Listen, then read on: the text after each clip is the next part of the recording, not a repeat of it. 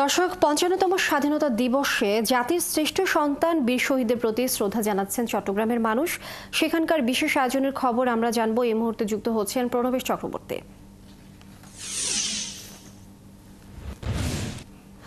প্রণবেশ, আপনি নিশ্চয় শুনছেন, আপনি জানাবেন যে চট্টগ্রামের এখনকার কি আয়োজন দেখতে পাচ্ছেন সে বিষয়ে জানাবেন। চট্টগ্রামের এম এ আজিজ স্টেডিয়ামে আমরা এখন আছি। মহান স্বাধীনতা দিবস উপলক্ষে আজকে চট্টগ্রামে এই এম এ আজিজ স্টেডিয়ামে এখানে কুচকাওয়াজ অনুষ্ঠিত হবে। আমরা দেখতে পাচ্ছি কুচকাওয়াজের শুরুতে তাদের যে প্রস্তুতি সেটি এখন চলছে। ৯টা থেকেই মূল কুচকাওয়াজটি অনুষ্ঠিত হবে। আমরা দেখতে পাচ্ছি এখানে পুলিশ, আনসার ভিডিপি, এর বাইরে fire service and civil defence, এছাড়াও কারারক্ষী তারা যেমন রয়েছেন, পাশাপাশি বিভিন্ন সরকারি যে স্কুলগুলো রয়েছে তাদের শিক্ষার্থীরা এখানে রয়েছেন, বিভিন্ন শিক্ষা প্রতিষ্ঠানের শিক্ষার্থীরা এখানে রয়েছেন। কুচকাওয়াজে তারা অংশ নেবেন। মূলত জেলা প্রশাসন এবং বিভাগীয় কমিশনার কার্যালয়ের পক্ষ থেকেই এই মহান স্বাধীনতা ও জাতীয় দিবস ২০২৫ উপলক্ষে এম এ আজিজ স্টেডিয়ামে এই কুচকাওয়াজ অনুষ্ঠিত হবে। সকাল ৯টা থেকে মূল আয়োজন, জাতীয় সঙ্গীতের মাধ্যমে এই মহান স্বাধীনতা দিবসের এই কার্যক্রমটি শুরু হবে।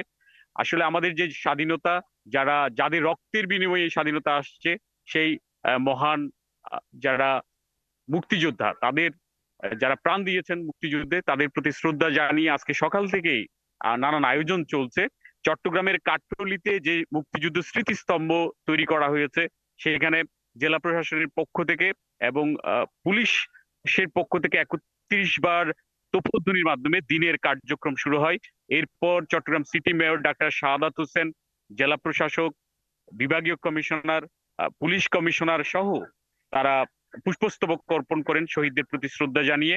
এরপর সরকারি বিভিন্ন প্রতিষ্ঠানের পক্ষ থেকে, নানান সামাজিক সাংস্কৃতিক সংগঠনের পক্ষ থেকে এবং বিভিন্ন শিক্ষা প্রতিষ্ঠানের পক্ষ থেকে পরবর্তীতে আপামর জনগণ তারা পুষ্পস্তবক অর্পণ করেন স্মৃতিস্তম্ভে।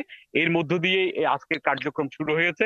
সকাল ৯টায় এখানে যে কুচকাওয়াজ, এরপর ডিসপ্লে অনুষ্ঠিত হবে। ডিসপ্লেতে মহান স্বাধীনতা যুদ্ধের নানান যে বীরত্ব গাথা সেগুলো যেমন উপস্থাপন করা হবে, পাশাপাশি আমাদের দেশের বিভিন্ন সংস্কৃতি, একেবারে প্রান্তিক লোকজ যে সংস্কৃতিগুলা, সেগুলো উপস্থাপন করে ডিসপ্লে হবে। এই ডিসপ্লেতে বিভিন্ন শিক্ষা প্রতিষ্ঠানের যারা শিক্ষার্থী রয়েছেন তারা অংশগ্রহণ করবেন।